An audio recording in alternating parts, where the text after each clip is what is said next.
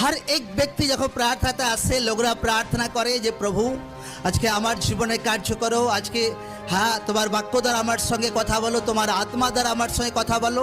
हर एक ব্যক্তিকে একটা বিষয় আমি সাফ সাফ বলে দিচ্ছি, আপনার জীবনে हर एक সমস্যার সমাধান এই বাইবেলের মধ্যে লেখা আছে। কোথায় লেখা আছে?